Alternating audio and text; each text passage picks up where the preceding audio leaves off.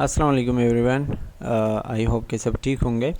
ये एक पीपीटी है नर्सिंग प्रोसेस की। इसमें हम सारे वही स्टेप डिस्कस करेंगे जो कि नर्सिंग प्रोसेस के अंदर आते हैं। ठीक है, आपने पढ़े होंगे और इस पे मैंने ऑलरेडी वीडियोस बनाई हुई है। हर स्टेप पे अलग अलग वीडियो बनी हुई है, लेकिन ये कुछ स्टूडेंट्स के रिक्वेस्ट पे मैं वीडियो बना रहा हूँ और इसमें हम टू द पॉइंट बात करेंगे, ज़्यादा डिटेल में नहीं जाएंगे क्योंकि इस पे ऑलरेडी वीडियोस जो है वो बनी हुई है। तो वीडियो का जो है वो ज़्यादा डिटेल इसलिए नहीं है क्योंकि टाइम भी ज़ाया हो जाएगा और एक चीज़ हमने ऑलरेडी पढ़ी हुई है तो दोबारा क्यों उस पर टाइम ज़ाया करें।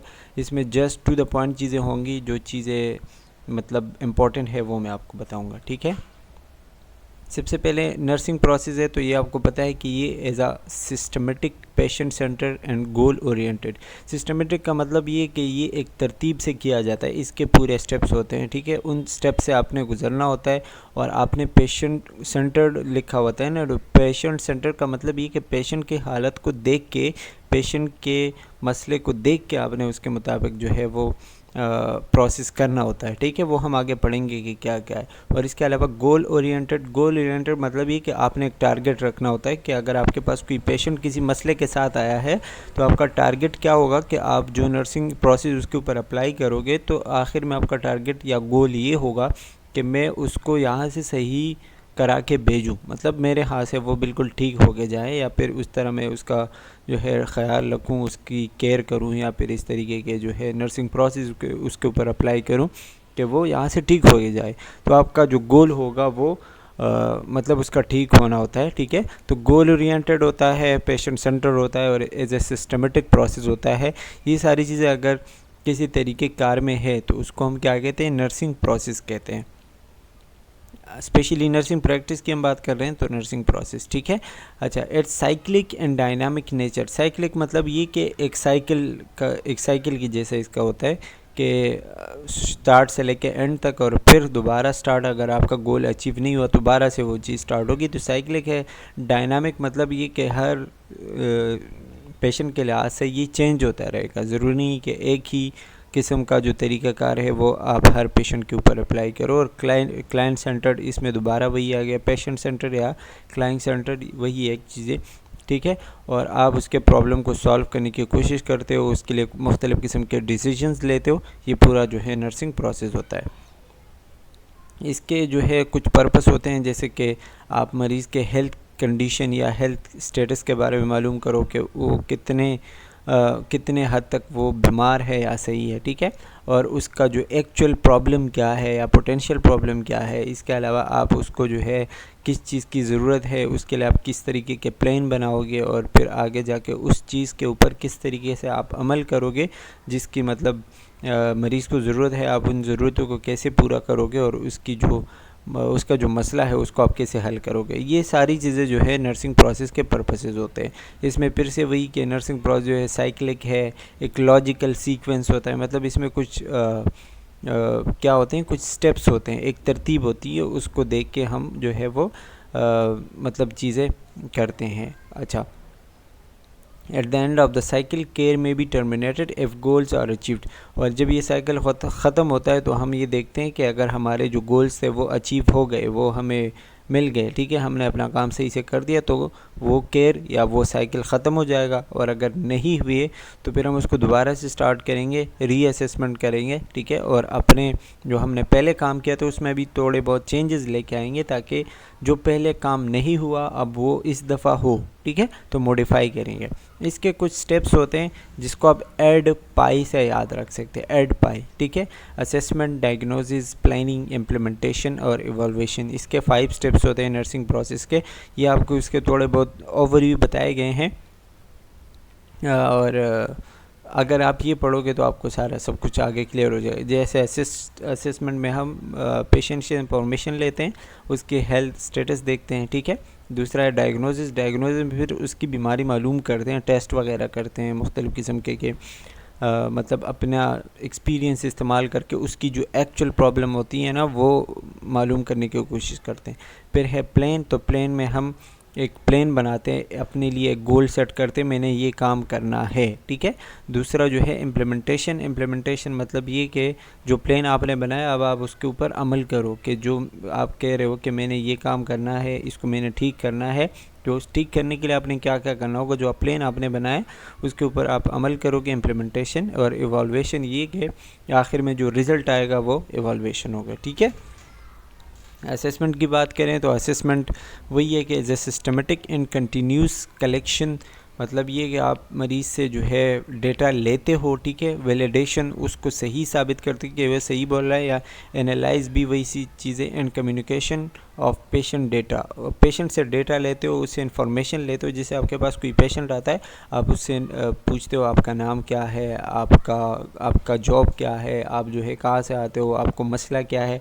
ये सारी चीज़ें जब आप पेशेंट से पूछते हो, और स्पेशली जब वो आता है और आंखों में आप उसकी बीमारी या उसके बॉडी में जो चीज़ें, जो मसला है उसको देखने की कोशिश करते हो या ख़ुद से ही मालूम करने की कोशिश करते हो, ये क्या होता है, असेसमेंट होता है, ठीक है। अच्छा, ये जो है आपका असेसमेंट कब सही होगा या कब बेस्ट होगा, जब आपके सारे इन्फॉर्मेशन बिल्कुल एक्यूरेट और कंप्लीट होंगे, ठीक है। इसके भी कुछ टाइप्स होते हैं, मतलब असेसमेंट के इनिशियल, प्रॉब्लम और इमरजेंसी असेसमेंट और टाइम लैप्स असेसमेंट। इसके कुछ टाइप्स, जैसे कि इनिशियल असेसमेंट, जब पेशेंट आपके पास एडमिट हुआ और आपने जो है उसी वक्त उसका असेसमेंट किया, पहले आपने जो है उसके प्रॉब्लम को मतलब प्रॉब्लम मालूम की, ठीक है, वो होगा इनिशियल, शुरुआती असेसमेंट जिसको हम कहते हैं।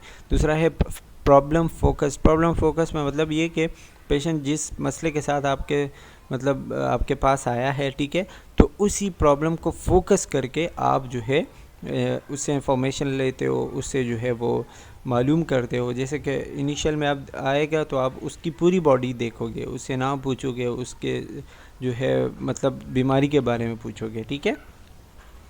प्रॉब्लम फोकस्ड में आप एक मसले के ऊपर फोकस करोगे, जैसे कोई बंदा मलेरिया के साथ आया है तो आप उससे पूछोगे कि साइन सिम्टम क्या होते हैं, कब ये अच्छे होते हैं, कब बेटर होते हैं, कब वर्स होते हैं, ठीक है। कभी आपको बहुत ज़्यादा तकलीफ़ होती है, क्या आपने कोई इसके हवाले से ड्रग वगैरह ली है, या आपने कोई रेमेडी इस्तेमाल की है, ठीक है। ये सारी चीज़ें आप मतलब प्रॉब्लम को फोकस करें, आप पूछते हो, तो ये प्रॉब्लम फोकस। इमरजेंसी असेसमेंट क्या होता है कि जब कोई मरीज़ आपके सामने इमरजेंसी सिचुएशन में आता है, जैसे किसी को जो है वो स्टेबिंग हुई है, मतलब किसी ने जो है किसी को चाकू मारा है, ठीक है, तो इमरजेंसी सिचुएशन है ना, तो आप जो है उस टाइम जब असेसमेंट करते हो वो इमरजेंसी असेसमेंट है। और टाइम लैप्स क्या होता है कि आपके पास एक मरीज़ होके गए और अब दोबारा आपके पास आ रहा है, ठीक है, वो जो मतलब क्या कहते हैं कि दोबारा आता है ना चेकअप के लिए, तो वो टाइम लैप्स्ड असेसमेंट होगा। शेड्यूल या फिर पेशेंट शेड्यूल्ड असेसमेंट भी क्या हम कह सकते हैं कि कुछ वक्त दोबारा जो कुछ टाइम बाद जब वो आता है, ठीक है। अच्छा, इसमें हम डेटा लेते हैं। आपको पता है कि असेसमेंट जो है वो डेटा है, तो डेटा के भी दो टाइप्स है, एक है सब्जेक्टिव डेटा, एक है ऑब्जेक्टिव डेटा। सब्जेक्टिव डेटा वो होता है जो कि पेशेंट आपको बताएं, ठीक है, उसके साइन सिम्टम्स और वो सारी चीज़ें जो कि पेशेंट आपको ख़ुद बताएं। जैसे पेशेंट आपको बताए कि यार मुझे यहाँ पे दर्द हो रहा है, मुझे इस टाइम बुखार आता है, यहाँ पे जो है इस तरह का मुझे घबराहट होती है, ये सारी चीज़ें जब पेशेंट आपको बताएं वो होगा सब्जेक्टिव डेटा। और इसमें जो है आप उसकी फीलिंग्स, वैल्यूज़ और ये सारी चीज़ें देखोगे। ऑब्जेक्टिव डेटा क्या होता है कि आप अपने तरफ से क्या नोट करते हो उसके बॉडी में। जैसे आपने नोट किया कि उसकी कलर जो है वो बिल्कुल येलो हुई है, या बहुत ज़्यादा रेड है, या उसको बहुत ज़्यादा बुखार है, जो कि आप चेक करते हो थ्रू योर फिंगर्स या थ्रू योर एक्सपीरियंस, ठीक है, उसको हम क्या कहेंगे, ऑब्जेक्टिव डेटा कहेंगे। अच्छा, जैसे कि इसके आपको एग्जांपल दिए गए हैं, आप देख सकते हैं। अच्छा, इसके अलावा कुछ सोर्सेज होते हैं, मतलब किस से आप डेटा ले सकते हो। जैसे प्राइमरी सोर्स है, तो प्राइमरी सोर्स जो पेशेंट होता है वो प्राइमरी सोर्स है, और उसके फैमिली मेम्बर या फिर उसके रिपोर्ट्स वगैरह आप देखते हो, उससे कोई अंदाज़ा लगाते हो, तो वो सेकेंडरी सोर्स, ठीक है।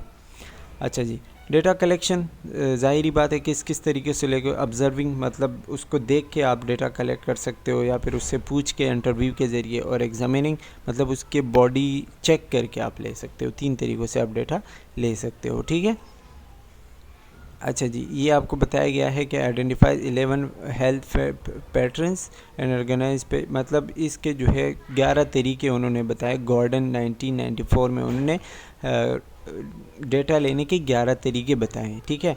वो 11 तरीके जो है यहाँ पे डिस्कस किए हुए हैं। ये आप देख सकते हैं कि पहले जो है आप उसका हेल्थ देखोगे, फिर उसका न्यूट्रिशन, फिर उसके जो है एलिमिनेशन मतलब बाउल जो होता है ना, ठीक है, इस तरीके से आप जो है उसका असेसमेंट करोगे, फिर उसका एक्सरसाइज, बॉडी मूवमेंट, फिर उसका कोग्निटिव मतलब जहनी तौर पर वो कितना सही है। इसके अलावा स्लीप, रेस्ट और ये सारी चीज़ें, सेल्फ परसेप्शन मतलब अपने बारे में वो क्या सोचता है, लोगों के बारे में क्या सोचता है, रोल, रिलेशनशिप, उसके जो है फैमिली के साथ क्या रिलेशनशिप है, लोगों के साथ किस तरह रिलेशनशिप है, सेक्सुअलिटी या फिर रिप्रोडक्टिव बच्चे हैं नहीं है, या जो है सेक्सुअली वो एक्टिव है, यानी ये सारी चीज़ें। इसके अलावा स्ट्रेस टॉलरेंस या कॉपिंग मतलब कितना उसका अंदर बर्दाश्त करने की वो सलाहियत है, और इसके अलावा वैल्यू, बिलीफ, उसका अकीदा, उसका मज़हब, उसका दीन, ठीक है, ये सारी चीज़ें। दूसरा स्टेप जो है इसके अंदर वो है डायग्नोज जो है सेकंड फेज़ है, और इसमें हम क्या करते हैं, एक चीज़ को या एक बीमारी को मुकम्मल तौर पर, सही तौर पर मालूम करने की कोशिश करते हैं। जो भी हमने डेटा लिया है मरीज़ से, जो भी चीज़ें उन्होंने हमें बताई है, ठीक है, अब उसको हम उससे एक बीमारी निकालते हैं कि ये जो सारी चीज़ उसने मुझे बताई ये किस बीमारी की वो है। तो नेंडा के हवाले से इसकी वो डेफिनेशन बताई गई है कि a clinical judgement concerning a human response to health condition, मतलब एक बंदे से हमने रिस्पॉन्स लिया, ठीक है, और उसका जाके आगे हम क्लिनिकल जजमेंट करते हैं, मतलब उस डेटा को जज करते हैं कि ये किस तरीके से जो है वो मतलब एक किस बीमारी के ये सारी चीज़ें हो सकती है। इसको हम क्या कहते हैं, डायग्नोज कहते हैं। नेंडा का मतलब क्या है, north American nursing diagnose association, ये इसका फुल फॉर्म है, आपको पता होनी चाहिए। अक्सर इस तरीके की चीज़ें पेपर में पूछी जाती हैं। अच्छा, ये आप देख सकते हो, उसके थोड़े बहुत आपको नेंडा की हिस्ट्री बताई गई है, यू कैन सी दैट, ठीक है। अच्छा, इसमें आपको कुछ मतलब डायग्नोसिस के हवाले से या नर्सिंग डायग्नोज जब आप करते हो तो आपको उसके हवाले से एक तरतीब बताई गई है कि सबसे पहले आप क्या क्या चीज़ें देखोगे। आप जो है सबसे पहले एयरवे देखोगे, ब्रीदिंग देखोगे, उसके बाद सर्कुलेशन, फिर उसके बाद डिसेबिलिटी मतलब कोई माजूरी या कोई बॉडी में कोई चीज़ तो नहीं, जैसे कि ये सारी चीज़ें जो है ना, ये पहले 3 चीज़ें, इसकी वजह से बंदे की ज़िंदगी मतलब ज़िंदगी का दारोमदार इन चीज़ों पे होता है। अगर ये सही नहीं है तो बाकी चीज़ें आप क्या चेक करोगे। तो सबसे पहले आपने ये देखना होता है, बाकी फिर उसके बाद डिसेबिलिटी, फिर एनवायरमेंटल एक्सपोजर, फिर पेन, उसके बाद पेन पे आओगे, न्यूट्रिशन सपोर्ट और इमोबिलिटी मतलब ये कि अगर वो मूव नहीं करेगा तो आपने उसके लिए मैनेजमेंट करना है कि वो मतलब एक्सरसाइज वगैरह, ठीक है। एलिमिनेशन मैनेजमेंट जो कि मैंने पहले बता दिया। फिज़िकल डिस्कम्फर्ट, अगर उसको किसी चीज़ से तकलीफ़ है वो आपने ख़त्म करना है। सेफ्टी मैनेजमेंट करना है, और फिजियोलॉजिकल केयर मतलब उसकी बॉडी का ख्याल रखना है। अच्छा, ये आपको उसके एग्ज़ाम्पल बताए गए हैं, यू कैन सी दैट। इसके अलावा आपको मेडिकल और नर्सिंग डायग्नोसिस में फ़र्क बताए गए हैं, ये इंपॉर्टेंट है, ठीक है। मेडिकल और नर्सिंग डायग्नोसिस, मेडिकल डायग्नोसिस जो है वो डॉक्टर बनाता है कि डॉक्टर अपने हवाले से जो है वो क्या करता है कि एक बीमारी को पहचानने की कोशिश करता है, वो क्या कहलाता है, मेडिकल डायग्नोस। नर्सिंग डायग्नोस जब एक नर्स करता है, इसके दरमियान आपको फ़र्क बताए गए हैं, ठीक है। तो इसमें हम मेडिकल डायग्नोस में बीमारी मालूम करते हैं, और इसमें जो है हम उस बीमारी के रिस्पॉन्स के ऊपर फोकस करते हैं कि मरीज़ जो है वो मतलब अनहेल्दी है तो ये किस वजह से हो सकता है, ठीक है। दूसरा same remain same for as long as the disease is present, मतलब मेडिकल डायग्नोज में अगर बीमारी है तो ज़ाहिरी बात है वही सेम डायग्नोज होगा बीमारी जब तक ख़त्म नहीं होगी। लेकिन नर्सिंग डायग्नोज में वो डे टू डे चेंज होती है, जिस तरह आपकी हालत ख़राब होती हैं या अच्छी होती हैं तो फिर अच्छे और बुरे हालत के मुतासिबत से वो डायग्नोज चेंज होता रहता है, ठीक है। इसके एग्ज़ाम्पल बताए गए हैं, यू कैन सी दैट। अच्छा जी, इसके अलावा types of nursing diagnose, NANDA describe 5 type of nursing diagnose आपको। एक्चुअल, रिस्क मतलब एक्चुअल तो जो बिल्कुल सही डायग्नोज है। रिस्क मतलब ये कि रिस्क वाला जो कि हो भी सकता है नहीं भी हो सकता, पॉसिबल भी हो सकता है, ठीक है। वेलनेस और सिंड्रोम, ठीक है, ये इसके कुछ आपको टाइप्स बताए गए हैं। अच्छा जी, इसके अलावा द नर्सिंग डायग्नोसिस है 3 कंपोनेंट होते हैं, मतलब 3 हिस्से होते हैं। सबसे पहले तो इसका क्या होता है, प्रॉब्लम, कि प्रॉब्लम जो है वो क्या है और मेन मसला क्या है। दूसरा जो है जो कंपोनेंट है दैट इज़ ईटियोलॉजी मीन कि किस वजह से हुआ है, उसके जो कॉजेज़ है वो क्या है, ठीक है। और नंबर 3 इज़ डिफाइनिंग कैरेक्टरिस्टिक्स, मतलब ये कि जो मसला है, मसले का भी पता चल गया, उसके कॉज का भी पता चल गया, डिफाइनिंग कैरेक्टरिस्टिक किए गए, बीमारी का आपको पता कैसे चला, उसके साइन सिम्टम क्या है, मैनिफेस्टेशंस जिसको हम कहते हैं, ठीक है। तो ये 3 चीज़ें होती है। अच्छा, ये भी वही बताया गया। इसके बाद जो तीसरा स्टेप है दैट इज़ प्लानिंग। प्लानिंग आपको पता है कि आपने जो मतलब असेसमेंट किया, उसके बाद आपने डायग्नोस किया, ठीक है, आपको पता चल गया कि बीमारी क्या है। अब उसके बाद आप प्लान करोगे और मरीज़ का इलाज करने की कोशिश करोगे, ठीक है। तो planning is a deliberative systematic phase of the nursing process that involve decision making and problem solving.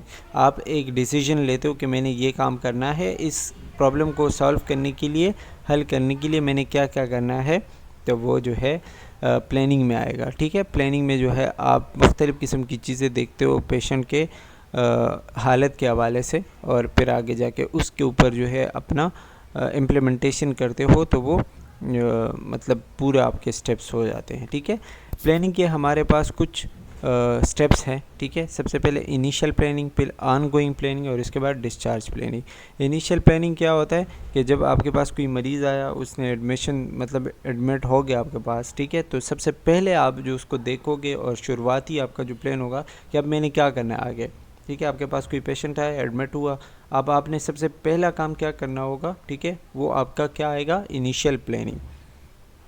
On going मतलब जो आपके पास एडमिट है, दो दिन गुजर गए, 3 दिन गुजर गए, और उस दिन आप उस दौरान आपका जो उसका जो ख्याल रख रहे हो आप, उसका जो जैसे सुबह है और आपने सोचा है कि मैं जो है 3 बजे इसका मैंने ये काम करना है, तो ये क्या है, ऑन गोइंग प्लानिंग है, ठीक है, कि आपके पास एडमिट है और उसी दौरान आप कुछ काम करने का सोच रहे हो, that is on going. Discharge क्या होता है कि the process of anticipating and planning for needs after discharge. मतलब ये कि जब मरीज़ आपके हाथ से होके जाएगा, डिस्चार्ज होके जाएगा, तो फिर आपने जो है मरीज़ को क्या क्या चीज़ें बतानी है, किस तरीके से उसको ये बताना कि अपने आप का ख्याल कैसे रखें, ठीक है। उस डिस्चार्ज के बाद क्या चीज़ें होनी चाहिए, जो क्रूशल पार्ट है, बहुत ज़्यादा इंपॉर्टेंट पार्ट है कि मरीज़ अपना आपका ख्याल कैसे रखे, ठीक है। डिस्चार्ज प्लानिंग में वो आएगा और ये आप सब कुछ मरीज़ को बताओगे। इसके बाद है गोल्स वर्सेस आउटकम। ये भी प्लानिंग में आता है कि मतलब प्लानिंग आप बनाओगे तो ज़ाहिर बात है आपका उसमें गोल होगा। गोल मतलब ये कि एक बहुत ही बड़ा ब्रॉड स्टेटमेंट है कि आप जो है मरीज़ का कैसे ख्याल रखोगे कि वो सही है। दूसरा क्या होगा, आउटकम। जैसे गोल तो ज़ाहिर बात है सबका गुड गोल होता है कि मेरे पास जो मरीज़ है वो सही हो गए जाए, ठीक है। लेकिन आउटकम क्या होते हैं कि आप जो केयर कर रहे हो, उसका जो प्लान आप कर रहे हो, बना रहे हो, तो उसका आउटकम, उसका नतीजा क्या निकलता है, वो आउटकम कहलाता है, ठीक है। डिज़ायर्ड आउटकम वो या तो सही होगा या फिर गलत होगा, या मरीज़ सही हो के जाएगा, या फिर खुदा न खास्ता डेथ भी हो सकती है, बहुत सारी चीज़ें आ सकती है, ठीक है। तो ये डिज़ायर्ड आउटकम होता है, ये वही आपको बताया गया है, ठीक है। अच्छा, आउटकम में भी आइदर लॉन्ग टर्म और शॉर्ट टर्म, मतलब आपके जो आउटकम होते हैं वो लॉन्ग टर्म भी हो सकते हैं और शॉर्ट टर्म भी हो सकते हैं। जिस तरह मतलब कोई आप मरीज़ को ठीक करना चाहते हो तो शायद उसके लिए ज़्यादा टाइम चाहिए हो, या फिर ऐसा भी हो सकता है उसके लिए कम टाइम चाहिए हो। तो टाइम के हिसाब से लॉन्ग टर्म और शॉर्ट टर्म हम देखते हैं। अच्छा, इसके अलावा smart is acronym for the guideline nurses should use when setting their goals. मतलब जब आप कोई गोल सेट करते हो अपने लिए, ठीक है, तो आपके जो आउटकम्स है या आपके जो गोल्स है वो स्मार्ट होने चाहिए। स्मार्ट एक एक्रोनिम है, एक चीज़ है, ठीक है, जिसमें ऐसे स्पेसिफिक आता है कि मतलब स्पेसिफिक सही गोल होने चाहिए, मैंने ये काम करना है, ये चीज़ मैंने अचीव करनी है। मेजरेबल कि जिस पे काम कर सकता हो कोई बंदा। अचीवेबल, जो गोल आपने सेट किया वो अचीवेबल हो, ऐसा भी नहीं है कि अब बंदा मरने वाला है या उसका कैंसर है और आप जो है लास्ट स्टेज का और आप कह रहे हैं कि नहीं मैं तो इसका कैंसर ख़त्म करके रहूँगा, और वो ख़त्म होने का मतलब पॉसिबल नहीं हो, तो ये अचीवेबल नहीं है, ठीक है। इस तरह के गोल आपने नहीं सेट करने। रेलेवेंट, बीमारी के साथ रिलेटेड चीज़ें अपने, जैसे कि कोई कैंसर का पेशेंट है और आप उसका मलेरिया के जैसे ख्याल रख रहे हो, तो इट्स नॉट गुड, ठीक है, या इट्स नॉट पॉसिबल कि वो उस तरीके से ठीक हो जाएगा। इस तरह टाइम बेस के आपने एक लिमिटेड टाइम के अंदर आपके पास टाइम लिमिटेड होना चाहिए। ऐसा है कि एक स्पेसिफिक टाइम, ऐसा नहीं है कि 1-2 साल तक या 1-2 महीने तक आपके पास पेशेंट पड़ा रहे, नॉट दैट, ठीक है। तो ये स्मार्ट आपके वो होनी चाहिए। इसके अलावा इम्प्लीमेंटेशन, इम्प्लीमेंटेशन मतलब वही जो आपने गोल सेट किए हैं, जो आपने प्लान बनाया उसके ऊपर आपने अमल करना है, वो इम्प्लीमेंटेशन कहलाता है। ये कह रहे हैं nursing intervention is any treatment based on clinical judgement and knowledge that a nurse perform. मतलब ये कि आप एक नर्स है वो अपना नॉलेज और अपना क्लिनिकल जजमेंट, अपना एक्सपीरियंस इस्तेमाल करके अपने मरीज़ को अच्छा करने की, उसको उसके हेल्थ को इन्हेंस करने की कोशिश कर रहे हैं, उसको हम क्या कहते हैं, इम्प्लीमेंटेशन। लेकिन ये सारी चीज़ें एक गोल के मुताबिक होगी, एक प्लान के मुताबिक होगी, ठीक है।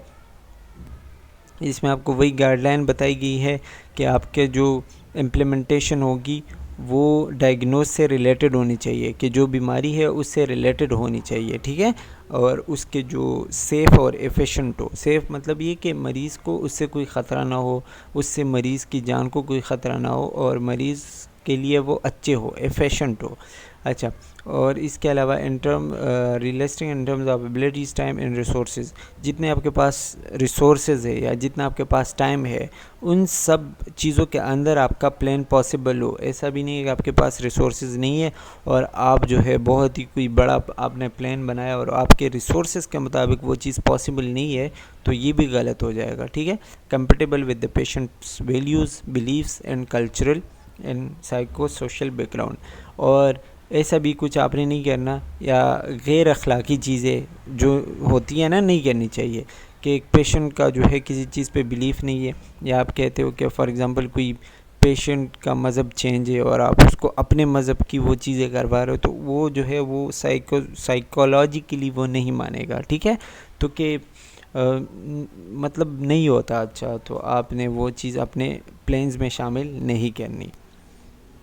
प्रोसेस क्या होता है, मतलब इसका तरीका क्या होता है कि आप पेशेंट को दोबारा असेस करोगे, उसके जो नीड्स है या उसकी जो ज़रूरियात है वो देखोगे, फिर अपना जो है प्लान उसके ऊपर अप्लाई करोगे, उसको केयर दोगे, ठीक है। और जो भी काम आप करोगे या जो भी आपने केयर दिया, जो भी आपने उसमें चीज़ें इस्तेमाल की, ठीक है, वो आप क्या करोगे, डॉक्यूमेंट करोगे, मतलब लिखोगे। इवन कि आपको डॉक्टर भी कुछ बता रहा है ना कि आप मरीज़ का ये काम करो, तो आप डॉक्टर से भी डॉक्यूमेंटेशन लोगे, डॉक्टर को बताओ कि ये मुझे लिखे दो, ठीक है। अगर खुदा ना खासा पेशेंट को कुछ हो जाए तो फिर वो आपके ऊपर ना आए कि हाँ ये तो आपने किया था, ये तो आपने ख़ुद से किया था। अगर डॉक्टर भी आपको कुछ बता रहे तो डॉक्टर से भी आपने डॉक्यूमेंटेशन में वो बात लिख के लेनी है कि आप, अगर डॉक्टर आपको बता रहे कि भाई कैथेटर पास कराओ, तो डॉक्टर को चाहिए कि वो आपको लिख के दें। अगर वो उसने आपको लिख के नहीं दिया तो आप उनको बताओ कि भाई ये मुझे डॉक्यूमेंट करके दे दो, ठीक है। तो जब तक वो आपको डॉक्यूमेंट करके नहीं देता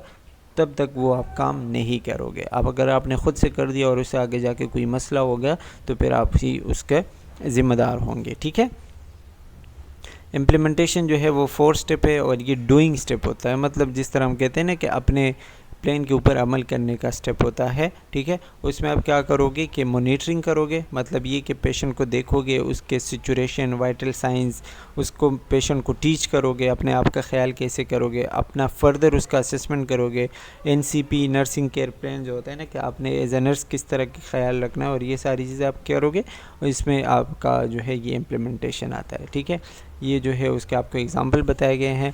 अच्छा, इसके बाद है इवॉल्वेट या इवॉल्वेशन। इवॉल्वेशन मतलब एज टू जज और टू अप्रेज, जो आपने काम किया अभी तक, प्लानिंग तक और उसके बाद इम्प्लीमेंटेशन तक, ठीक है।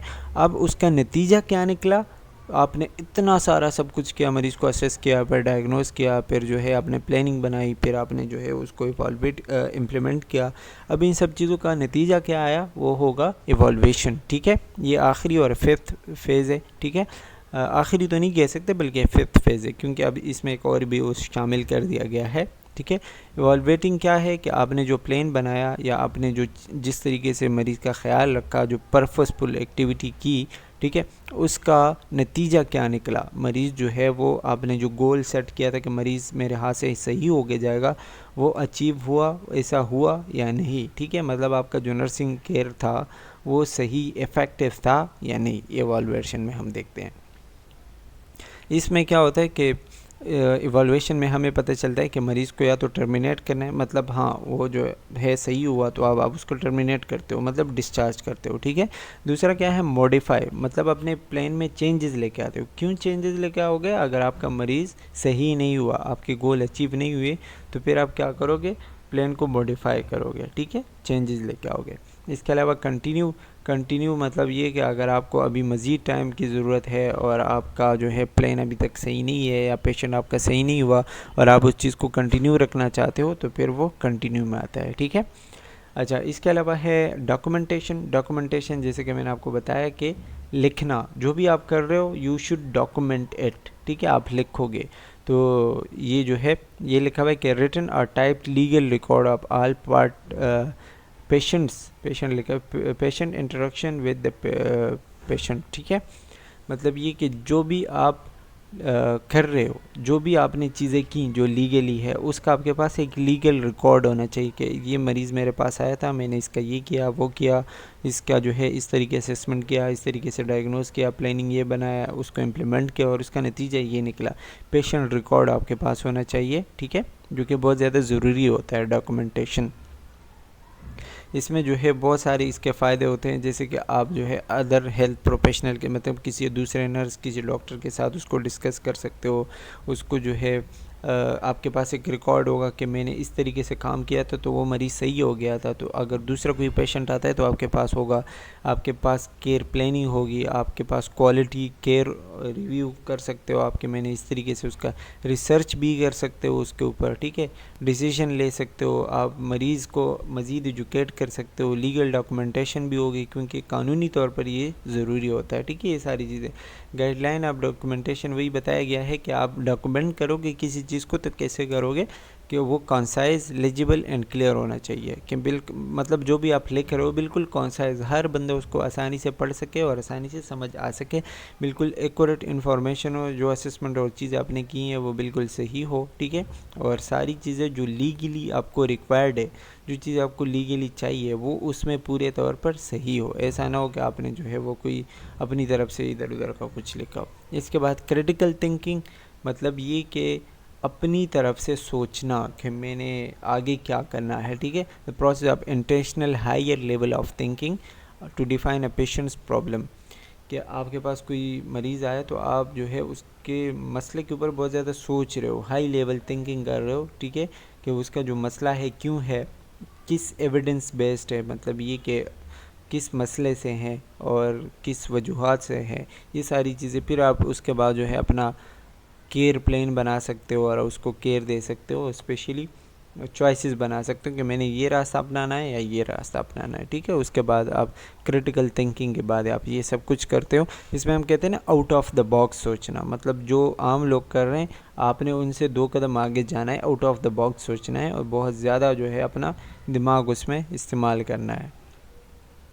अच्छा, इसमें आपका जो है कॉग्निटिव प्रोसेस लिखा गया है कि मतलब दिमागी काम है ये, कि आप दिमाग से काम लोगे, आप जो है इंफॉर्मेशन उससे लोगे, उससे जो है साइन सिम्टम और ये सारी चीज़ें वो आपके काम के ऊपर, आपके दिमाग के ऊपर डिपेंड करता है कि आपने किस तरीके से मरीज़ को जो है वो सेटिस्फाई करना है, किस तरीके से उसका ख्याल रखना है, ठीक है। इसमें जो है क्रिटिकल एनालाइज, मतलब ये कि आप जो है मुख्तलिफ़ किस्म के क्वेश्चन तैयार करोगे और मरीज़ से पूछोगे घुमा फिरा के, ठीक है, तो वो आपको जवाब देंगे, जवाब से आपको पता चलेगा कि किस तरह। डिडक्टिव और इंडक्टिव रीजनिंग आपने पढ़ा होगा। डिडक्टिव क्या होता है? इंडक्टिव कि आप किसी ख़ास जो है वो किसी ख़ास मसले से जनरल, मतलब स्पेसिफ़िक से जनरल की तरफ जा रहे हो, और डिडक्टिव में आप जनरल से स्पेसिफ़िक की तरफ आ रहे हो। जैसे किसी को फॉर एग्ज़ाम्पल मलेरिया है, तो मलेरिया में आप इंडक्टिव रीजनिंग करोगे तो पहले आप मलेरिया से स्टार्ट करोगे कि मलेरिया है तो इसके साथ क्या क्या चीज़ें हैं, फैमिली में किसी और कोई बीमारी है या नहीं है, या पहले थी, इस तरीके से आप मलेरिया से ही स्टार्ट करोगे। लेकिन अगर जनरल डिडक्टिव रीजनिंग आप करोगे तो डिडक्टिव में क्या करोगे कि पहले जनरल, घर में कोई और बीमार है या सर में दर्द है या क्या है, फिर आप उसके बाद जो है आके मलेरिया पे कि हाँ पहले कभी मलेरिया हुआ है या अब हुआ है, पहली दफ़ा हुआ है, ये सारी चीज़ें, ठीक है। ये इंडक्टिव और डिडक्टिव रीजनिंग होती है। फिर इसके बाद कंसेप्ट मैपिंग, वही बात है कि आप जो है प्लानिंग करोगे, जो कंसेप्ट मैपिंग कहलाता है, ठीक है। आप अपने जहन के अंदर चीज़ें डालोगे कि अब मैंने क्या करना है। कॉग्निटिव मैप्स जिसको हम कहते हैं कि दिमागी तौर पर अपने दिमाग के अंदर एक नक्शा बनाना और उसको जाके अप्लाई करना जो कि मरीज़ के ऊपर, ठीक है। उसके बाद आपके आउटकम्स आएंगे और आपके इसके स्टेप्स आपको बताए गए हैं कि डायग्राम मतलब एक बेसिक स्केलेटन, एक ढांचा सा बनाना है, ठीक है। फिर वो डेटा जो आपने लिया है वो एनालाइज और कैटेगराइज करना है, मतलब उसको देखना है, फिर उसका डायग्नोज बनाना है, फिर आपने अपने गोल सेट करने हैं और उसके बाद आपने मरीज़ के रिस्पांस को देखना है कि किस तरह वो सही है। यानी ये आपको उसके नर्सिंग केयर प्लान के कुछ मतलब लिस्ट दिए गए हैं। तो इस तरीके से आप शॉर्ट टर्म, लॉन्ग टर्म, ये सारी चीज़ें एवोल्यूशन, ठीक है, you can see that and you can read that. I hope कि ये आपके लिए हेल्पफुल होगा। And that's all about nursing process. I hope कि क्लियर हो चुका होगा, आपको समझ आ गया होगा। इंशाल्लाह आगे अगर आपको कोई मसला है तो आप मुझसे कमेंट्स में पूछ सकते हैं, और अगर कोई और वीडियो चाहिए तो वो भी आप मुझे बता सकते हैं कमेंट्स में। That's all for today. Thank you for watching. Take care. Bye bye.